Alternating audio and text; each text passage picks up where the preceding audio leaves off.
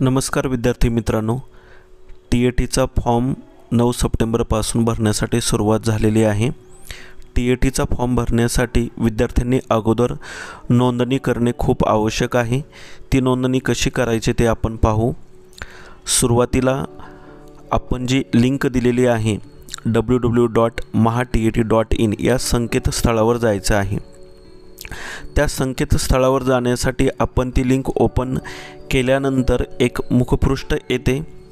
त्या मुखपृष्ठावर दिलेली सर्व माहिती व्यवस्थित वाचन करायची आहे आणि त्याप्रमाणे कृती करायची आहे। तर ते आता आपण पाहूया कृती कशी करायची।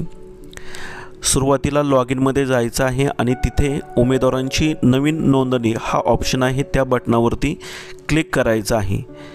उमेदवारांची लॉग इन या बटनावरती क्लिक नाही करायचं, उमेदवारांची नवीन नोंदणी तिथे क्लिक करायचं आहे। त्यामार्फतच आपल्याला नवीन नोंदणी करता येणार आहे।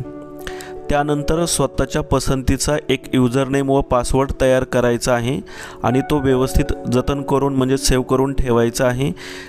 पुढे तो आपल्याला आवश्यक आहे। नवीन नोंदणी करण्यासाठी खालील माहिती भरणे आवश्यक आहे।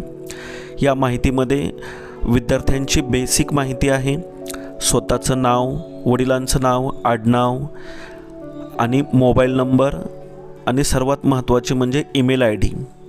ईमेल आय डी आणि मोबाईल नंबर व्यवस्थित द्या, कारण ते खूप आवश्यक आहे, कारण का परीक्षेच्या सर्व सूचना त्यावरतीच येणार आहेत। इथं स्क्रीनवरती दिसत नाही, परंतु बेसिक माहिती आहे। विद्यार्थ्याचे नाव, आडनाव, mobile number, email I D ही माहिती लिहिल्यानंतर प्रोसीड करायचं आहे। प्रोसीड केल्यानंतर तिथे एक आपल्याला OTP येईल आणि तो OTP इथे सबमिट केल्यानंतर पुढील सूचना तुम्हाला येईल।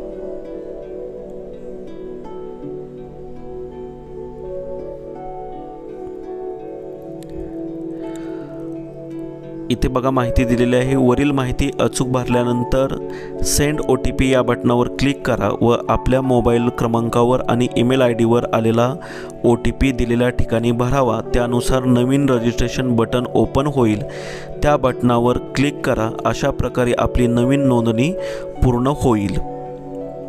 नवीन नोंदणी पूर्ण झाल्यानंतरच आपल्याला TATचा फॉर्म भरता येतो।